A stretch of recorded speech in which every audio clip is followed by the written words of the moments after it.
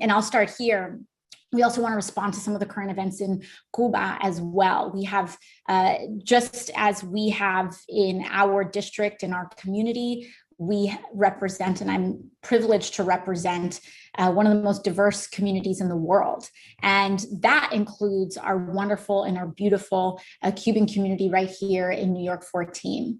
You know, one of the things that's extraordinarily important and that we have seen is the rise of everyday people in the island of Cuba, and Cubans, just everyday working class Cubans and Cubans all across the island, standing up for their rights and standing up for to protest the intolerable conditions that have been happening on the island.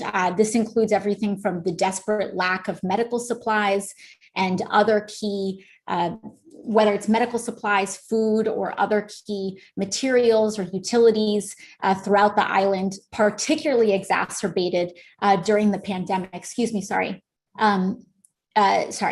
During the pandemic. I apologize. Sorry about that. So they are protesting the lack of materials during the pandemic, particularly the lack of medical supplies and other issues. And so one of the things that we're trying to accomplish, and one of the things that we want to make sure that we communicate, is our solidarity with the Cuban people. They have requested international solidarity with their movement, and we stand in strong solidarity.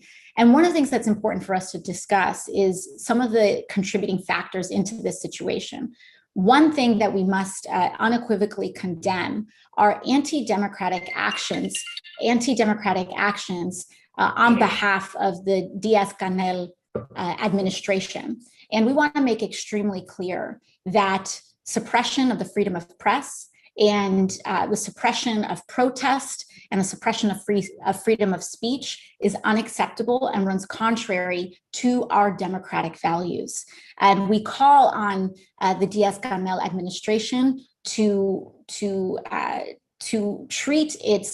treat all protesters and to condemn any police violence and to reverse any and all policies of that.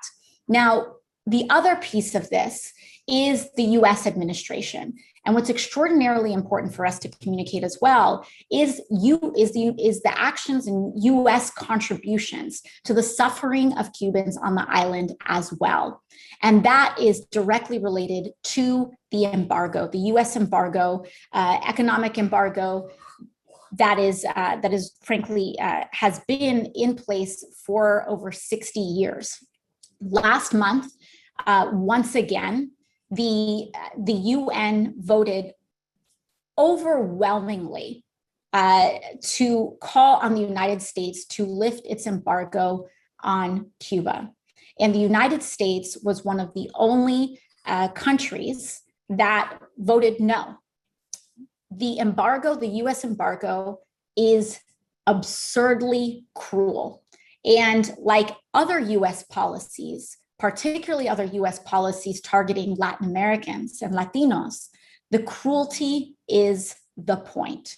And I outright reject the Biden administration's defense of the embargo, where they have said that they wanted to maintain the embargo as it is a source of leverage and pressure.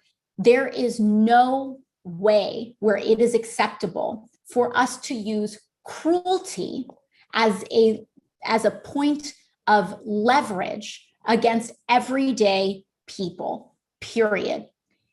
Whether it's our border or whether it's the US embargo on Cuba, the cruelty is the point.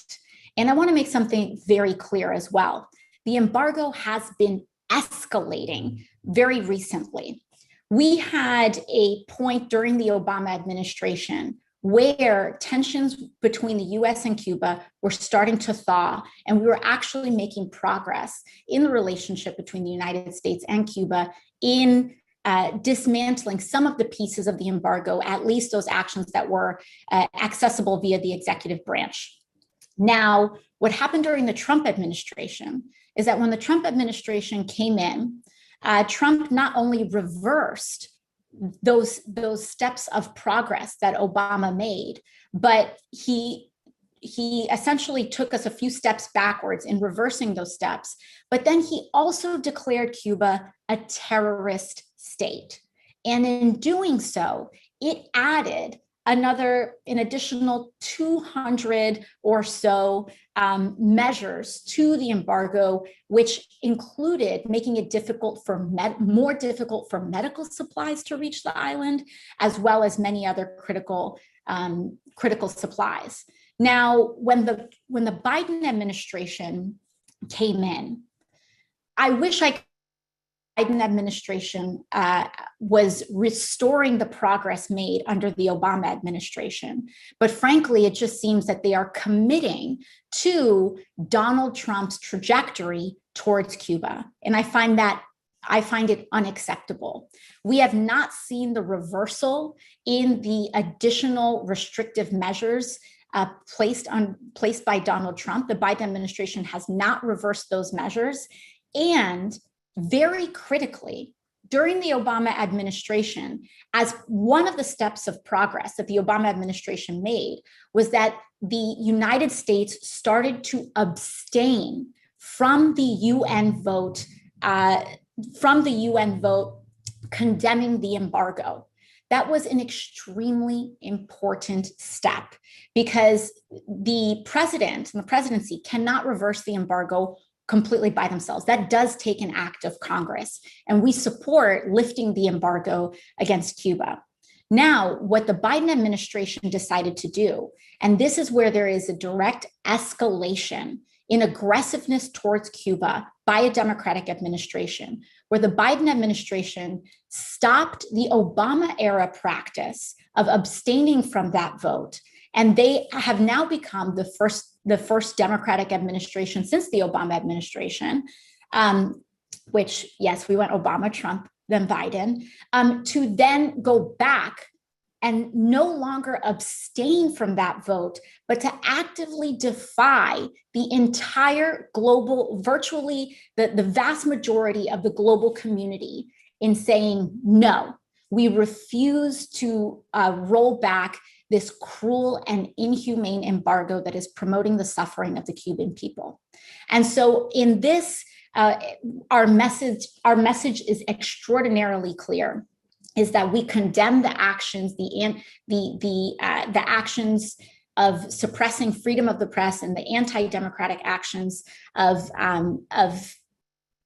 targeting protesters, violence against uprisings under the Diaz-Canel regime. But we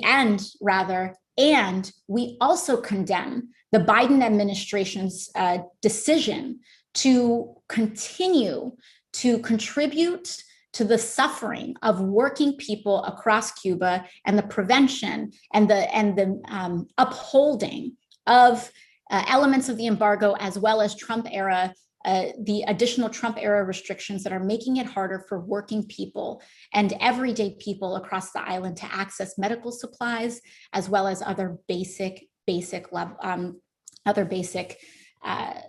materials and supplies. And I think it's important for us to call out and to really acknowledge hypocrisy where it is.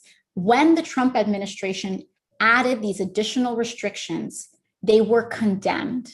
They were condemned by Democrats, and they were condemned by foreign policy experts. The message was extraordinarily clear during that time, and it was wrong when Trump did it, and it's wrong when Biden is doing it. And it's important for us to be able to say that and to be able to acknowledge when the Biden administration is doing something wrong, while also not allowing the targeting of protesters to be put off the hook by